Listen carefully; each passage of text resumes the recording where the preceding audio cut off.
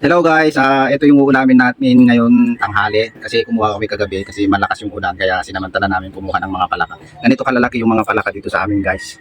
So ito yung ulamin namin. Ang luto nito ay adobo. Yan guys. Yes guys, mga palakang bukid dito ah. Ito yung native talagang palaka. So binalatan ko na nga guys para mag-proceed na tayo ng pagluluto. Unang-una guys, lalagyan natin ng asin para hindi siya madulas at saka hindi siya mangangamoy lansa. Tapos, ang gagawin natin dito, lamas-lamasin mo lang bahagya para hindi naman siya madurog-durog. Yan, hugasan natin ulit yung palaka para maging safe na safe tayo at malinis yung pagkain natin guys.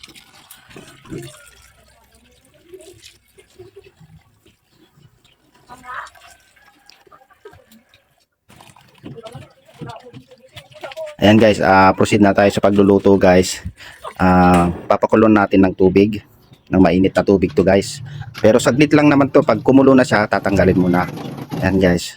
Hindi naman siya makunat to guys kasi palaka lang din naman to.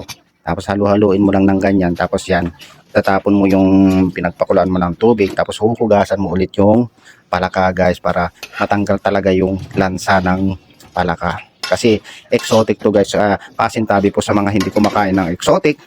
Ito guys yung mga pagkain namin dito sa probinsya. At safe na safe naman to guys. Palakang bukid lang to. At ito nga guys, maglagay tayo ng mantika. Tapos ramihan din natin ng bawang para masarap-sarap at saka mabango-bango yung pag-adobo natin ng palaka. Ayan guys. Pag mag golden brown na yung bawang, saka mo ilalagay yung palaka. Ayan guys. Ang sikreto kasi dito guys, maraming bawang at saka pamintang durog. Yan ang ilalagay mo diyan. Tapos toyo, kahit hindi ka na maglalagay ng ng suka, okay lang 'yan. Kasi napakuluan mo naman 'yan eh. Ayan guys, nilagyan ko na ng toyo, paminta, bawang at saka yung pampalasa. Ayan guys, halu-haluin mo. Tapos lalagyan mo ng konting tubig para hindi siya didikit sa mga kawali. Haluin mo lang ng haluin yan guys, okay na yan.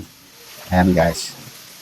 Ganyan lang ang pagluto guys ng exotic na palaka. Ito guys, maraming salamat po sa panonood. Huwag nyo naman sanang kalimutan i-like, i-share at saka pindutin ng follow button. Maraming salamat po and God bless.